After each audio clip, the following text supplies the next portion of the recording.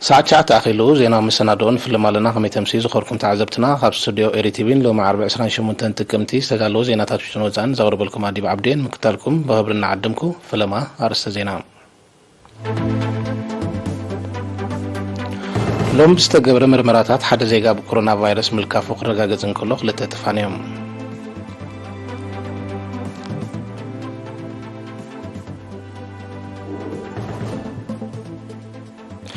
ኣብ ዞባ ሰሜናዊ ቀይሕ ባሕሪ ተራ ሕብረተሰብ ኣብ ምክንኻንን ምዕቃብን ታሪኻዊ ቅርስታት ተመጊሱ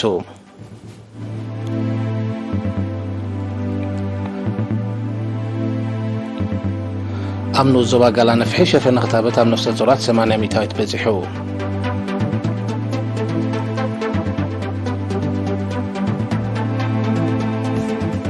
ኣሜሪካ ኣብ ከተማ ጆሃንስበርግ ሽበራዊ መጥቃዕቲ ክካየድ ከም ዝኽእል ዘውፅኣቶ መጠንቀቕታ መንግስቲ ደቡብ ኣፍሪካ ኮኒንዎ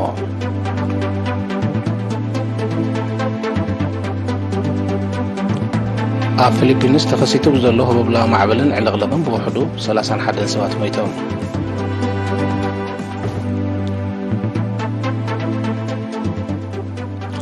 ኣህጉራዊ ማዕከን ገንዘብ ንዕብየት ቁጠባ ኤስያ ብዝምልከት ኣቐዲሙን ዝሃቦ ግምት ኣጉዲልዎ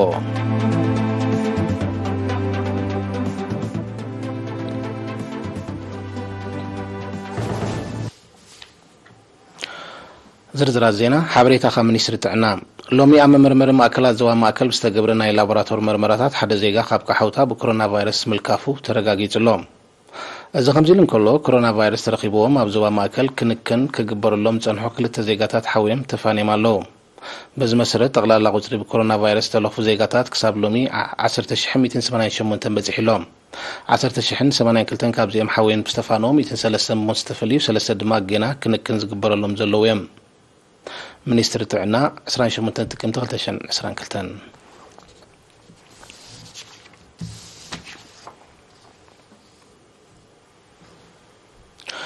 ሎማ ዓመት ን35 መዓልታት ብዝቐፀለ ወፍሪ ተምሃሮን ልምዓት ኣድማ ዕንፈታት ምዕቃብ ማይን ሓመድን ምግራብን ዘጠቓልል ኣድማ ስራሕ ከም እተዓመ ተገምጊሙ ጋዜጠኛ ሳሙኤል ሃብተ ሚካኤልን ዘዳለዎ ዜናዊ ፀብጻብ ገረ መስቀል ገረዝ ገይር ከቕርቦ እዩ ሎማ ዓመት ብተሳትፎ ኣስታት 23,000 ተምሃሮ 82 ናይ ካልኣይ ደረጃ ኣብያተ ትምህርቲ ብዝተኻየደ ወፍሪ ተምሃሮን ልምዓት ኣድማዕ ስራሕ ከም ዝተዓመ ሎሚ 28 ጥቅምቲ ኣብ ዝተኻየደ ገምጋም ተገሊጹ ኣብቲ ሓለፍቲ ክፍልታት ጨናፍርን ኣሃዱታትን ሚኒስትሪ ትምህርቲ ከምኡውን ካልኦት ዝምልከቶም ኣካላት ዝተሳተፍዎ ኣብ ኣዳራሽ ሚኒስትሪ ትምህርቲ ዝተገብረ ገምጋም ሎማ ዓመት ኣብ መላእ ሃገር ንመበል 24 ግዚኡ ካብ 7 ሓምለ ክሳብ 15 ነሐሴ ኣብ 142 ነቁጣታት ብዝተኻየደ ዕማም ኣብ መደባት ምግራብ ካብቲ ክትከል ተመዲቡ ዝነበረ 600,000 ፈልስታት 84 ሚእታዊት ከም ዝተተግበረ ተገሊጹ ብዘይካዚ 828 ኪሎ ሜትር ቅናታዊ ዛላን ልዕሊ 22,000 ሜትር ኪብ ከትርን ክስራሕ እንከሎ 236 ኪሎ ሜትር ዛላን 2,000 ሜትር ኪብ ከትርን ከም ዝተጸገነ ዝጠቐሰት ጸብጻብ ምኹዓት ንፈልስታት ዘገልግል ጎዳጉዲ ምስራሕ ጋቢዮንን ጋብላዊ ዛላን ምኽስኳስ ኣግራብ ምጽጋን ናይ ሓመድ ጽርግያታት ጽሬት ኣከባቢ ምሕጋዝ ጽጉማት ጽገና ሰደቓታትን ንጥፈታት ድሕነት ትራፊክን ኣካል ናይቲ ወፍሪ ከም ዝነበረ ኣነጺሮ ኣብ ሚኒስትሪ ትምህርቲ ዳይሬክተር ጨንፈር ወፍሪ ተምሃሮን ልምዓት ኣቶ ፍቱ ወልደ ገርጊስ ንኣገልግሎት ዜና ኤርትራ ብዝሃቦ ሓበሬታ ዝተኻየደ ገምጋም ኣብ ኣወዳድባ ትግባረ ውፅኢትን ሓፈሻዊ ዕማማትን ኣድሂቡ ኣብ ኣተሓዛን ትግባርን ቀጻል መደባት ከም ዘተየ ብምብራህ ትግባረ ዝውጠን መደባትን ዘጋጥም ብድሆታትን ቀጻል ክትትልን ገምጋምን እናተኻየደሉ ብውድብን ውሁድን ተሳትፎ ናይ ኩሎም መሻርክቲ ክዕመም ከም ዝግባእ ሓቢሩ ብመሰረት ኣብዚ ኣኼባ ክንተቐሶ ፀናሕና ኣብ ኣወዳድብኡ ኣብ ትግባሪኡ ኣብቲ ውፅኢቱ ኣብ ዲሲፕሊን ኣብ ተምሃሮ ዝሰረፀ ምዕባይ ናይ ኣዌርነስ ውህደት ናይ ኣተግበርቲ ኣካላት ወጠንቲ ኣካላት ንዑ ብሓባር ኣብ መስሪዕካ ን2023 መደባት ስራሕ በናይ መንገዲ ክዳሎ ኣለዎ ታንገብር ኣለና ንዝብል ኣብዚና ተዛቲና ኣብቲ ምዕቃብ ሓመድን ማይን ዋላ ሓንቲ ፀገም ኣይነበረን ኣብቲ ናይ ትሕተ ቅርፂ ማለት እዩ ኣብ ምትካል ከምቲ ክንተኽሎ ዝግባአና ከቢድ ብዙሕ ፈልስታት ክንተክል ኣይከኣልና ገና ስራሕ ድልየልና እዩ ዝበዝሐ ስራሕ ግን ኣብ ትሕቲ ቅርፂ ይተሰርዩ ሚኒስትሪ ትምህርቲ ዋና ዳይሬክተር ክፍሊ ምርምርን ምምዕባል ዓቅሚ ሰብን አቶ ጴጥሮስ ኃይለ ማርያም ኣብዝሃቦ ቃል መደባት ስራሕ ክረምታዊ ልምዓት ተምሃሮ አካል ሃገራዊ ወፍሪ ሓምላይ ልምዓት ምዃኑ ብምጥቃስ ኣብ ምምሕያሽ ህይወት ዜጋታትን እቶታውነት ሕርሻን ኣገዳሲ ረቑሒ ከም ዝኾነ ኣስሚሩ ኣለዉ ካብቲ ገምጋም ዝረኣናዮ እንታይ እዩ እቲ ሓደ ሸነኽቲ ወፍሪ ተምሃሮ ንልምዓት ብመሰረት ዕላምኡ ካብ ቅድም ጀሚሩ ጽቡቕ ሰርሕ ከም ዘሎ ብሓፈሻዊ መንገዲ ማለት እዩ ስለዚህ ብኡኻ ቅጽል ከም ዘለዎ ብቐንዱ ከዓ እቲ ተኩሮ ብዝዳሕራይ ግዜ ከምቲ መንግስቲ እውን ካብ መጀመርያ ኣሚምዎ ዝነበረ ኣብ ዕቃብ ማይን ሓመድን ዘተኮረ ምዃኑ ካብኡ ነፂልካ ዘይትሪኦ ከዓ ምግራብ ኣሎ ብኸምኡ ጽቡቕ ከይድ ኣሎ ክንብል ንኽእል ኢና በቲ ኣወንታዊ መዳይናቱ እንታይ ብድሆታት ኣሎ እንታይ ድኽመታት ኣሎ ከመይ ጌርና ከነመሓይሽ ንኽእል ከመይ ጌርና ዝያዳ ውፅኢታዊ ክንገብሮ ንኽእል ንስራሕ ዝብል መዳይ ንዕኡ ዝያዳ ሚዛን ምሃቡ ግቡእ ስለ ዝኾነ ኣብዚ ክጥቀሱ ጸኒሖም ኣለዉ በብዓይነቶም ኣብቲ መደብ ዘለዉ ብድሆታት ከምኡውን ድኽመታት ሕጂ ነዚኦም ኣቓልቦ ጌርካ ብድሕሪ ሕጂ ከመይ ጌርና ንምፍውሶም ኢልና ክንሓስብ ኣለና ተሳተፍቲ ኣብ መወዳእታ ኣብያተ ትምህርቲ እኹል ቀረብና ወቲ ማእቶት ክዓጥቃ ዕቃበን ምስሳንን መበቆላውያን ኣግራብን ፈለስታትን ክስርሓሉ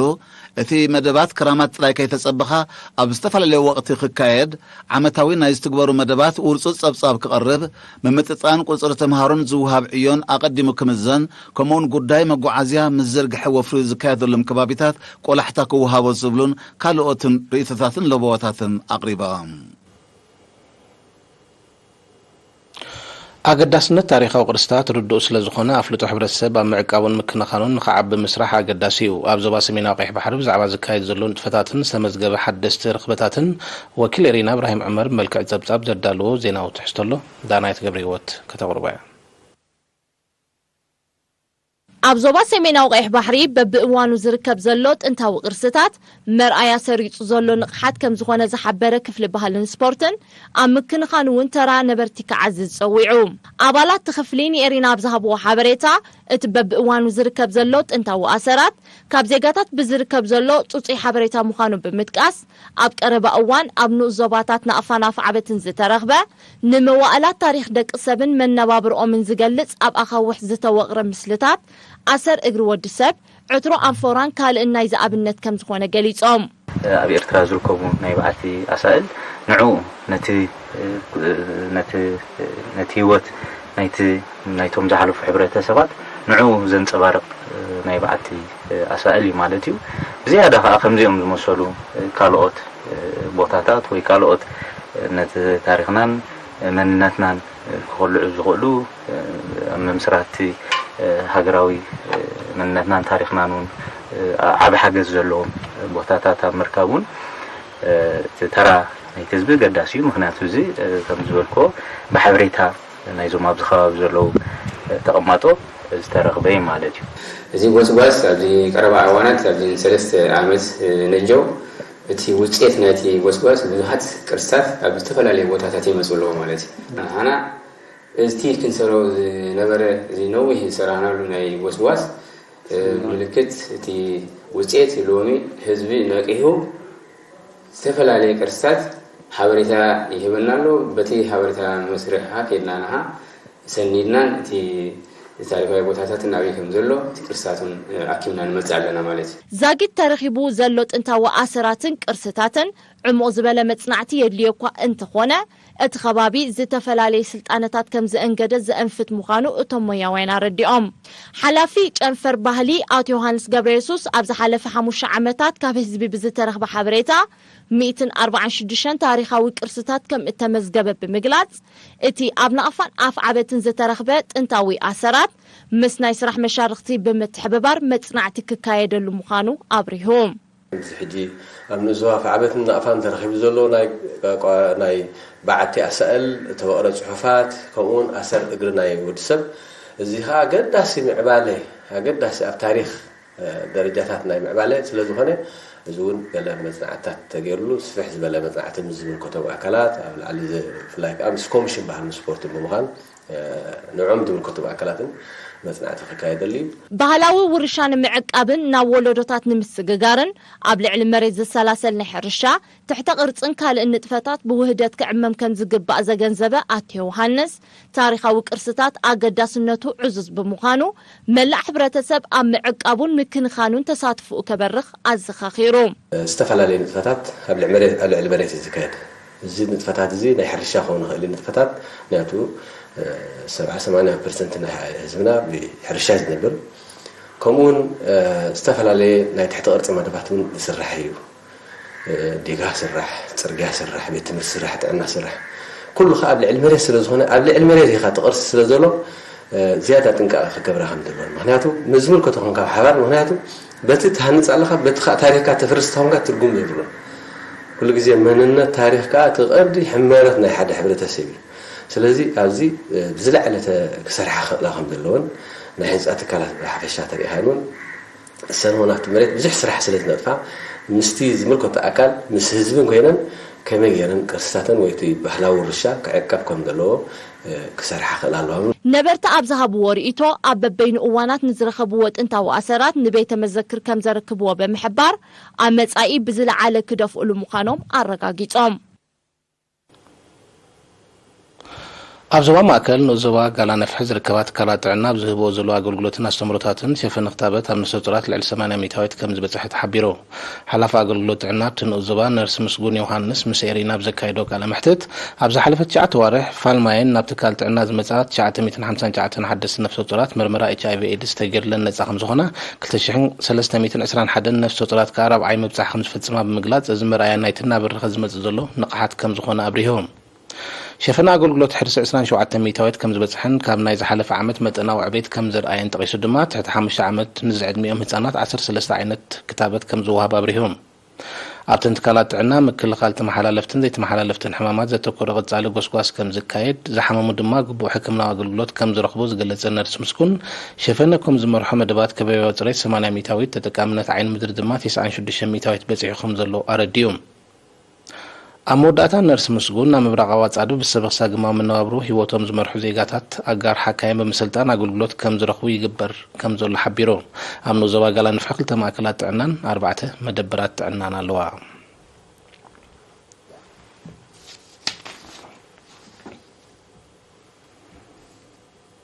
ሃገራዊ ማሕበር ሓርበኛ ስንኩላን ኩናት ኤርትራ ንዞባ ደቂ ኣምሓራን ዝርከቡ ኣባላቱ መበገሲ ዝኾኖም ነፍሲ ወከፎም 40,000 ናቕፋ ልቓሕ ሂቦ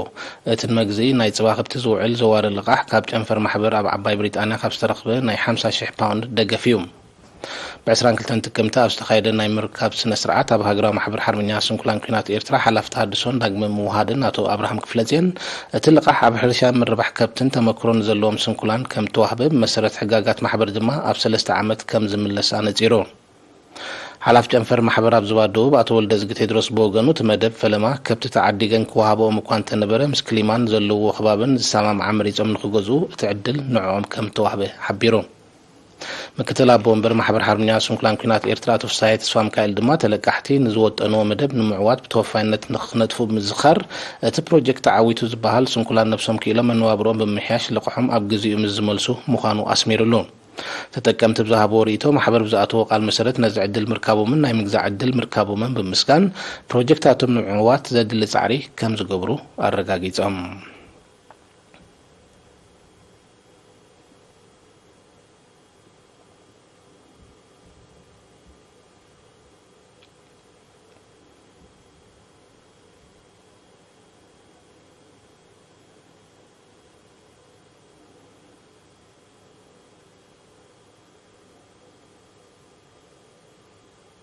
زخوركم تعذبت زغلت زينا وزاي دقيبنا نمكتالكم بخبر نعدم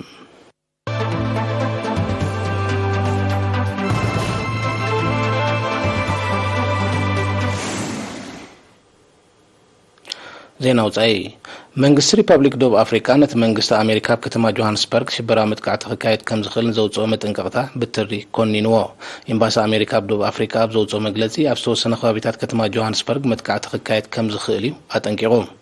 تمغلص كونيل كاب حزب عدد مفتار استفبرخ مخانز وقسه بريزيدنت سيريل رامافوزا امريكان منغست دوب افريكا خيتو كست حدغنيا مغلص موصا كم زقطعن بتر خمز قاومنا رديوم ከምዚ ዓይነት ናይ መጠንቀቅታ መግለጽን መንግስቲ ደቡብ አፍሪካ እምበር መንግስቲ አሜሪካ ከም ዘይምልከቶ ፕሬዝዳንት ራማፎዛ ተወሳኺ ኣነጺሩ መንግስቲ ደቡብ አፍሪካ መንቀል ናይቲ መግለጽን ምፍላጥ መርመራ ይካየድ ከም ዘሎ ሓቢሩሎ አሜሪካ ሪፐብሊክ ደቡብ አፍሪካ ከምዚ ዓይነት መጠንቀቅታ ከተውፅእ ናይ ፈለማ ከም ዘይኮነን ካብ ኩንነት ወጻእ ከም ዝነበረን ጸብጻባት ይረዱ መንግስቲ አሜሪካ ብዝሓለፈ ሰሙኑን ኣብ ናይጄርያ ሽብራዊ መጥቃዕቲ ክካየድ ከም ዝኽእል ምጥንቃቑ ዝጠቕሱ ጸብጻባት መንግስቲ ናይጄርያ ነቲ መግለጺ ከም ተቃውሞ ይረዱ እዚ ብተደጋጋሚ ናይ መጠንቀቅታ መግለጽታት መንግስቲ አሜሪካ ሕቡእ ተልእኾኡ ንምስማር ዝጥቀመሉ ሜላ ክኸውን ከም ዝኽእል ተንተንቲ ይእሙቱ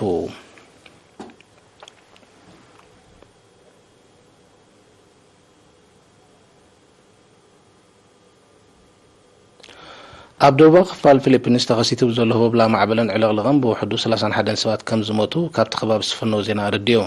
በተፈጥራዊ ሓደጋታት 10 ዛሃዮም ጠፊኡ ብምህላው ቁፅሪ ምውታት ክዛየድ ከም ዝኽእል ሰመዚ ስርሒት ምድሓን ህይወት ፊሊፒንስ ኣሚቶም ብዘይካዚ ብሰንኪቲ ሓደጋ ብፍላይ ኣብ ትሕቲ ቅርፂ ኤሌክትሪሲቲ ከቢድ ዕንወት ስለ ዝወረደ ሚልዮናት ኣባይቲ ከም ዝጸልመተ ተፈሊጡሎም እቲ ማዕበል ናብ ካልእ ከባቢታት ፊሊፒንስ ክልሕም ከም ዝኽእል ዝኣመቱ ኪላታት ሜትሮሎጂ ህዝቢ ልዑል ጥንቃቐ ክገብር ኣተሓሳሲቦም ኣለዉ ኣብ ፊሊፒንስ ዓመታዊ ብገምጋም 20 ሓደጋታት ወብላ ማዕበል ከም ዝኽሰት ዝተቕሱ ጸብጻባት ሰብኣውን ንዋታውን ክሳራታት ከም ዘውርድ ይሕብሩ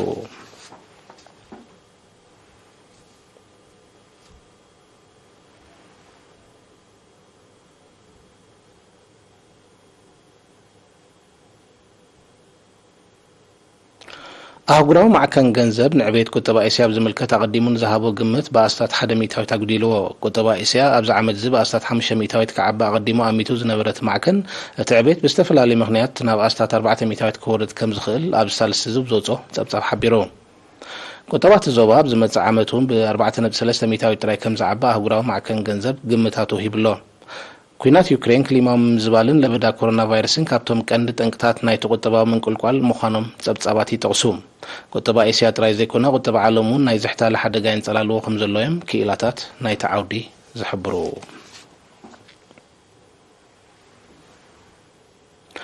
ኣብ ናይጄርያ ብሓደጋታት ዕልቕልቕ ኣብ ዝተሃስየ ከባቢታት ዝተላብዐ ሕማም ሽሮክ ከቢድ ሰብኣዊ ክሳራታት ከይውርድ ተሰጊኡ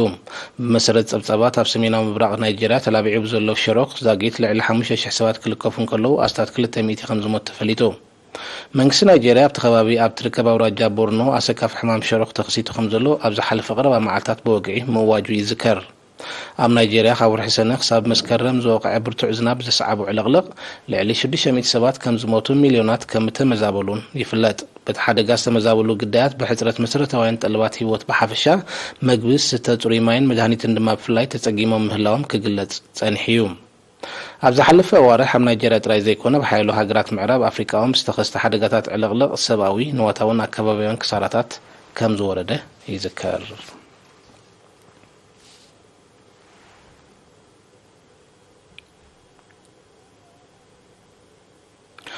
እንኮ ቀጽራዊ ዕብለላ ሃገራት ምዕራብ ኣብ ዘብቃዓሉ ዘመን ተበጽሒብ ዘለወሉ ዓለምና ድሕሪ ንምዛም ካልኣይ ኩናት ዓለም ብቐሊል ክትንበዮ ናብ ዘይከኣል መጻኢ ተምርሕ ከም ዘላ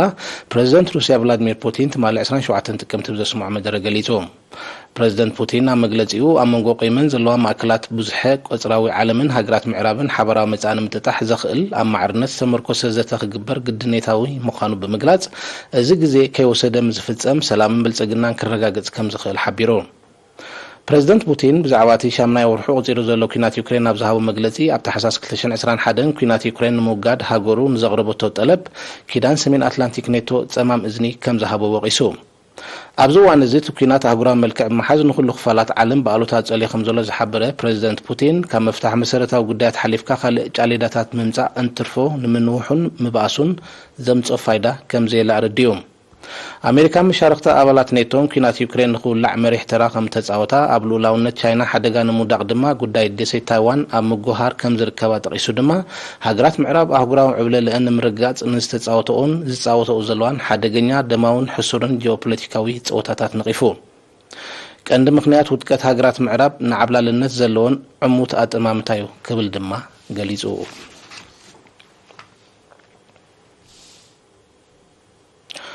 ኣብ ኡጋንዳና ዛይደ ዝመጽ ዘሎ መጠን መልከፍቲ ሕማም ኢቦላ ካብ ቁጽሪ ወጻኢ ብምዃን ሰብኣዊ ክሳራታቱ ከይዛይድ ከም ዘስግእ ተገሊጹ እዚ ዝተሓበረ ኣብ ከተማ ካምፓላን ዘርግሐ መልከፍቲ ናይቲ ቫይረስ ንምንጻር ኣብ ዝካየድ ዘሎ ምርመራታት መልከፍቲ 6 ተማሃሮ ከም ተረጋገጸ ሚኒስትሪ ጥዕና ሃገር ትማሊ 27 ጥቅምቲ ዝሕድ ምግላጹ እዩ ኣብታ ልዕሊ 1.6 ሚልዮን ነበርቲ ዘለዋ ከተማን ከባቢያን ኣብ ሰሙን ጥራይ 15 ሰባት በተቐዛፊ ቫይረስ ከም ተለኽፉ ሰምዝ ጥዕና ኡጋንዳ ሓቢሮም ኣለዉ በዛ ኣብ ኡጋንዳ ተኸሲቱ ዘሎ ተሪዮ ቫይረስ ኢቮላ ዛጊት ልዕሊ 9 ሰባት ክልከፉ እንከለዉ ብውሕዱ ኣስታት 4 ካብኣቶም ከም ዝሞቱ ጸብጻባት ጥዕና ሃገር ይሕብሩ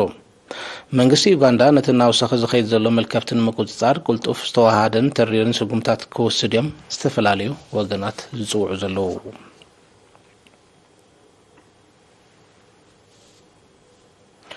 ሰሜን ኮርያ ሎሚ 28 ጥቅምቲ ክልተ ናይ ሓፂር ርሕቀት ባሊስቲክ ሚሳይላት ከም ዝፈተነት ደቡብ ኮርያ ኸሲሳ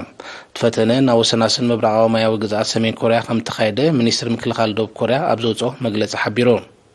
ይኹን እምበር ብዛዕባ ዝተኻይዱ ዝበሃል ዘሎ ፈተነ ብወገን ሰሜን ኮርያ ዝተዋሃበ ወግዓዊ መግለፂ ዛጊት የለን ሰሜን ኮርያ ነዚ ፈተነ ከም ዘካየደ ዝቃልሕ ዘሎ መዓልታት ድሕሪታ ኣሜሪካ ጃፓንን ደቡብ ኮርያን ኣብ ዘውፅኦ ሓበራዊ መግለፂ ሰሜን ኮርያ ፈተነ ኒውክሌሳዊ ኣፅዋር ምስ ተካይድ ተመጣጣኒ ወታደራዊ ስጉምቲ ከም ዝወስዳ ምጥንቃቕን እዩ ሰራዊት ደቡብ ኮርያን ኣሜሪካን ኣብቲ ሰሜን ኮርያ ዘዳብብ ወሽመጥ ኮርያ ዘካየዱ ን12 መዓልታት ዝቕፅለ ሓበራዊ ወታደራዊ ልምምድ ሰሜን ኮርያ ትኹታኽ ክትብል ከም ዝኽነነቶ ይፍለጥ ሰራዊት ደቡብ ኮርያን ኣሜሪካን ካብ ምጅማር ዝመጽእ ሰሙን እውን ተመሳሳሊ ናይ ኣህዱታት ሓይሊ ኣየር ወታደራዊ ልምድ ንምክያድ ወጢነን ከም ዘለዋ ይዝግለጽ ዘሎ ሰሜን ኮርያ እቲ ኣብ ወሰናስን ዶባታ ዝካየድ ዘሎ ሓበራዊ ወታደራዊ ልምድ ካብ ምድላዋት ንወራር ፈለያ ከም ዘይትርእዮን ንምካቱ ፈተነታት ዓነውቲ ኣፅዋር ከም እትቕጽሎን እያ ከተጠንቅቕ ጸኒሓ ባርከ ዝኹልኩም ተዓዘብቲ ዜናታት ንምዛም ኣርእስታት ዜና ክደግመልኩም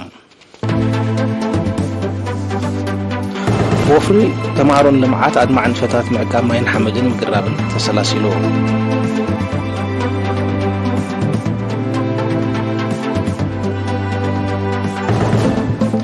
ኣብ ዞባ ሰሜናዊ ቀይሕ ባሕሪ ተራ ሕብረተሰብ ኣብ ምክንኻንን ምዕቃብን ታሪኻዊ ቅርስታት ተመጒሱ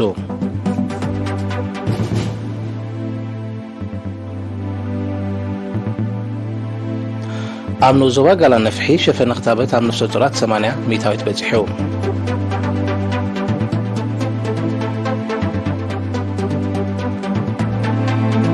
ኣሜሪካ ኣብ ከተማ ጆሃንስበርግ ሽበራዊ መጥቃዕቲ ክካየድ ከም ዝኽእል ዘውፃቶ መጠንቀቕታ መንግስቲ ደቡብ ኣፍሪካ ኮኒንዎ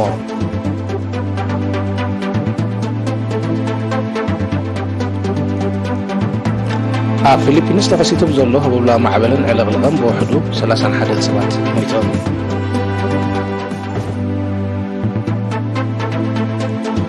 ኣህጉራዊ ማዕከን ገንዘብ ንዕቤት ቁጠባ ኤስያ ዝምልከት ኣቐዲሙን ዝሃቦ ግምት ኣጉዲልዎ